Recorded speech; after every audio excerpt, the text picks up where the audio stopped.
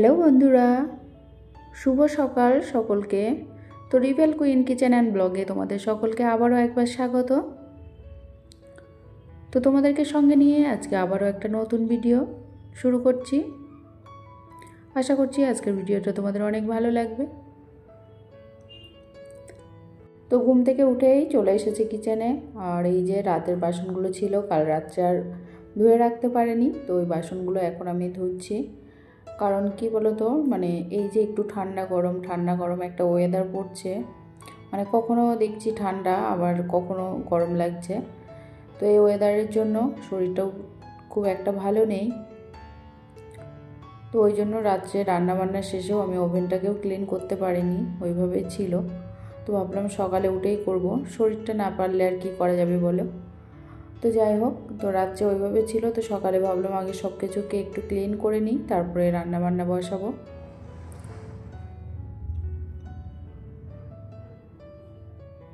তো আগে সব কিছু দেখো সুন্দর করে ওভেনটাকে আমি ক্লিন করে নিচ্ছি।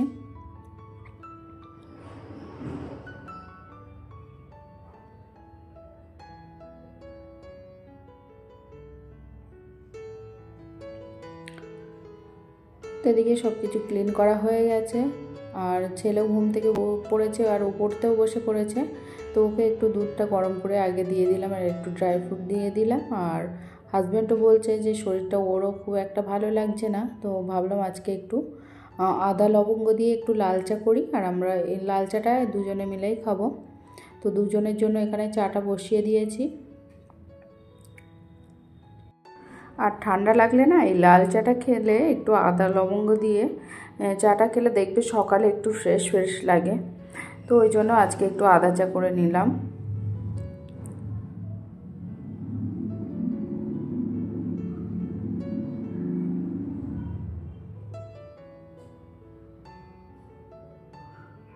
তো এখানে চাটা রেডি হয়ে গেছে।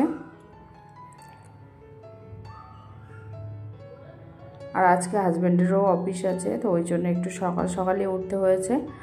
তো আবার রান্নাবান্নার কাজই তো শুরু করতে হবে, তো ভাবলাম চাটা একটুখানি খেয়ে নিই, তারপরে রান্নাবান্না বসাবো। তো এই যে আবার চলে এলাম কিচেনে। আর আজকে ঘটেছে একটা বিপত্তি, মানে কি বলবো, আমার ওদিকে আলু সিদ্ধ আর ভাতটা আমি করেছিলাম, হাজব্যান্ড আর ছেলে খেয়ে চলে গেছে, ছেলেও স্কুলে চলে গেছে। আর হাজব্যান্ড একেবারে ওকে স্কুলে দিয়ে তারপরে অফিসে চলে গেছে। তো আমি ভাবলাম পরে ওরা খেয়ে চলে যাক আলু সিদ্ধ ভাত, তারপরে আমি একটু সবজি রান্না করব। তো আজকে হাজব্যান্ডের যেহেতু একটু অফিস একটু তাড়া ছিল, ওই জন্য সকাল সকাল চলে যেতে হয়েছে। তো আজকে আর বাজার থেকে তেমন কিছুই আনা হয়নি, বাজারও করা হয়নি।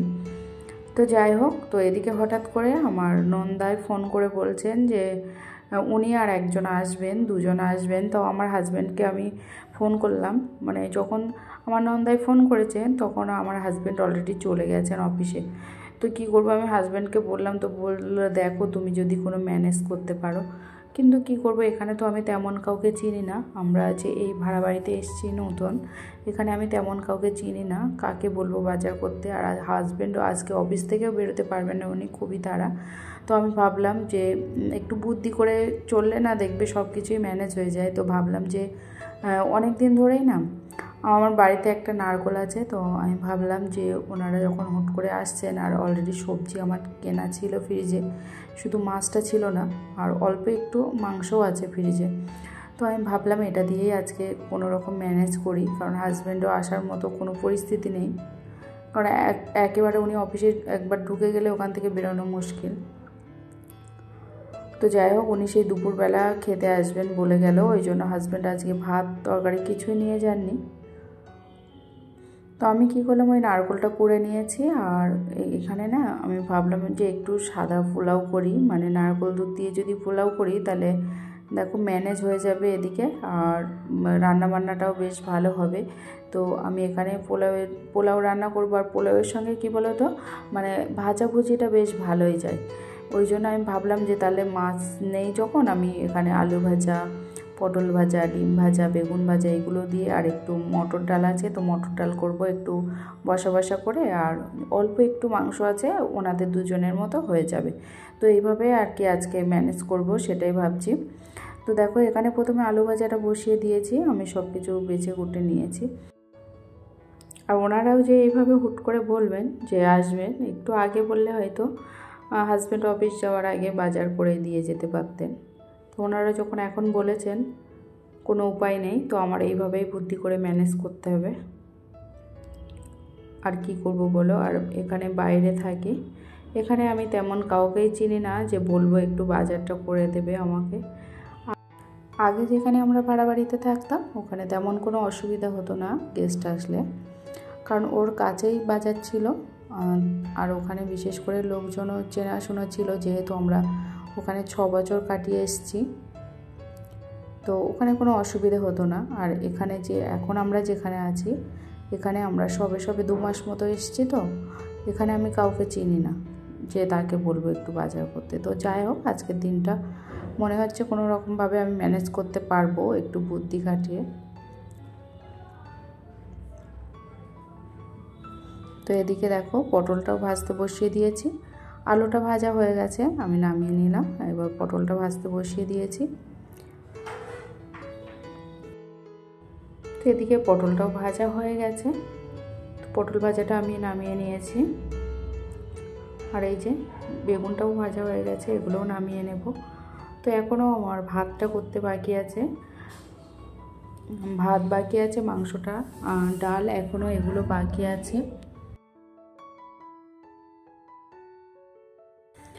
এখন এবার মাংসটা বসিয়ে দেবো। তো এখানে দেখো প্রেসার কুকারে আমি দিয়ে দিচ্ছি একটু পেঁয়াজ কুচি।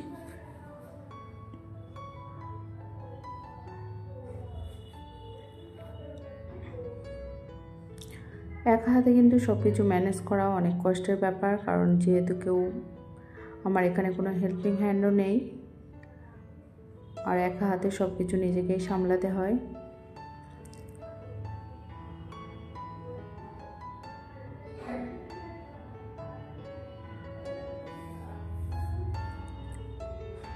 এখানে মাংসটা বসিয়ে দিয়েছি, এটা মাংসটা হয়ে গেছে প্রায়, আমি কটার সিটি দিয়ে নামিয়ে দিলাম। এখানে কয়েকটা আলু দিয়ে দিয়েছি মাংসতে, যেহেতু অল্প মাংস। তো যাই হোক, আর এখানে দেখো বসাবো পোলাও, তো তার জন্য এখানে আমি একটু কিশমিশ কাজু ভেজে নিচ্ছি। কিশমিশ কাজুটা একটু হালকা করে ভেজে তুলে নেব।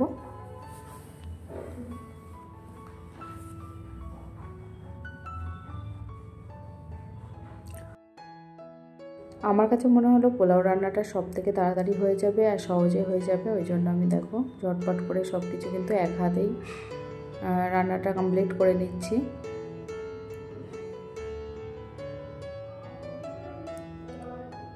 তো কিশমিশ কাজুটা ভাজা হয়ে গেছে, আর এবার আমি একটু ঘি দিয়ে দেব।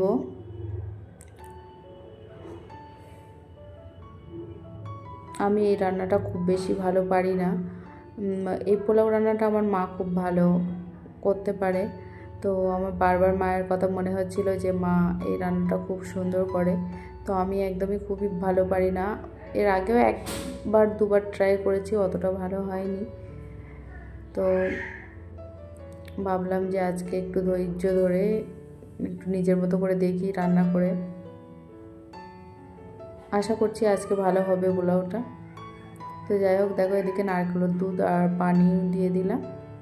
এবার এর উপর থেকে চিনিটা দিয়ে দিচ্ছি, আর ওই যে আগে থেকে কিশমিশ কাজুটা ভেজে রেখেছিলাম ওটা দিয়ে দেব।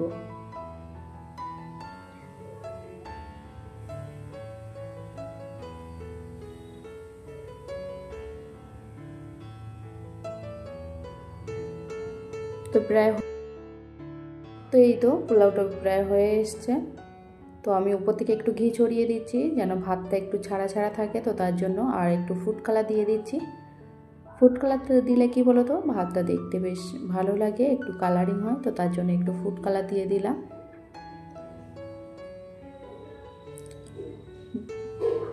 তো আর একটুখানি কিছুক্ষণের মধ্যে পোলাওটা হয়ে যাবে। তো এদিকে রান্না শেষ করতে না করতেই আমার ওদিকে একটা পার্সেল চলে এসেছে।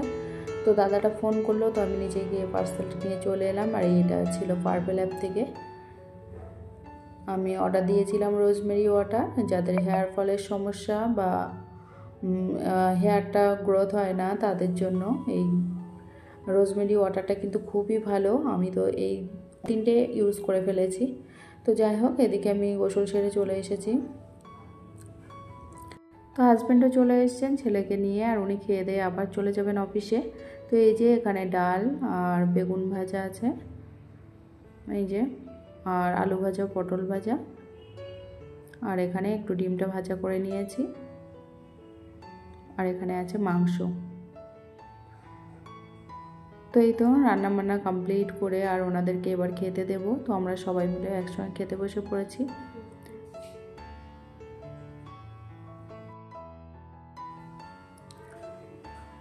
তো তোমরা আমার এই ভিডিওটি যারা শেষ পর্যন্ত দেখেছো তাদের তো অনেক অনেক ধন্যবাদ। আর যারা এখনও পর্যন্ত আমার চ্যানেলটি সাবস্ক্রাইব করে রাখোনি, অবশ্যই আমার চ্যানেলটি সাবস্ক্রাইব করে রাখবে। আর আমার এই ভিডিওটি যদি তোমাদের কোথাও একটু ভালো লেগে থাকে, অবশ্যই একটি লাইক করে দেবে, কারণ তোমাদের একটি লাইক কিন্তু আমার আরও 10 জন আপুদের কাছে পৌঁছে দিতে সাহায্য করবে। তো আজকে এখানেই বিদায় নিয়ে নিচ্ছি। তো সবাই ভালো থাকবে, সুস্থ থাকবে, দেখা হবে নেক্সট ব্লগে। আল্লাহ হাফেজ।